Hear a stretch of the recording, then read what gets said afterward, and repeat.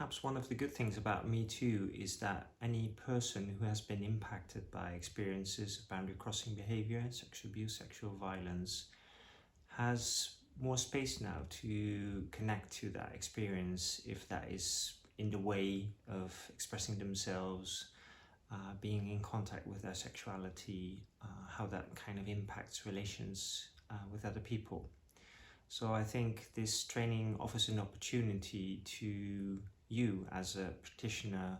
see how you would want to work with that, how that relates to you yourself,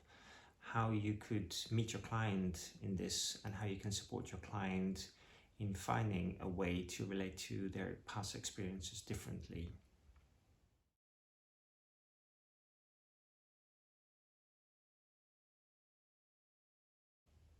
So part of the objectives of this training module is to explore how you relate to this topic yourself,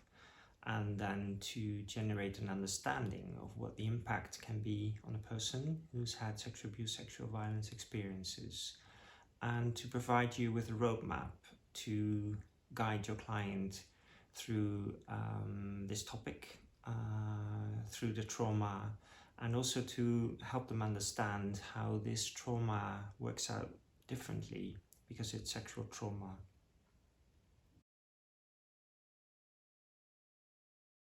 As psychosynthesis is an experience-based learning system, we'll also be doing sessions during the training, which means you'll be working with a fellow student to do sessions with a client, just to feel what it feels like for you to talk about sexual abuse with your client, and to explore any transference, counter-transference issues that might be specific for working with people with sexual abuse.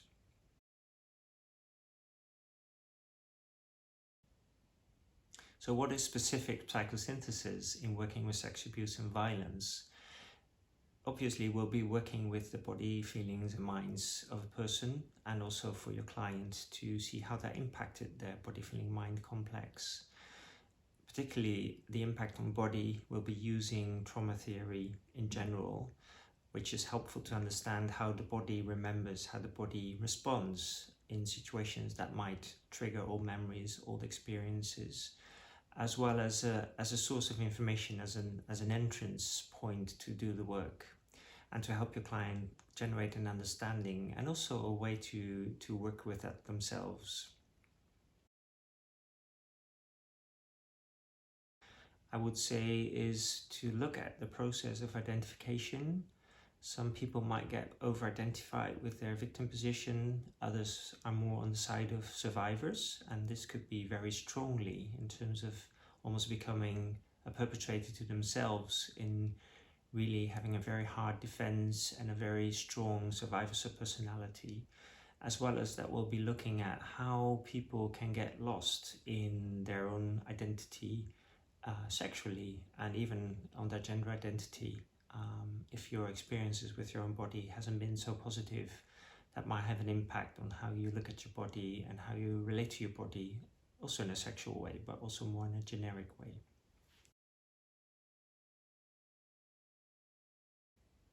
In making a generalization, I think any traumatic experience might have a big impact on anyone, which means that if this isn't being addressed, there's a risk that this acts out and is passed on in any way possible, which means that if we are willing to step into this work with our clients,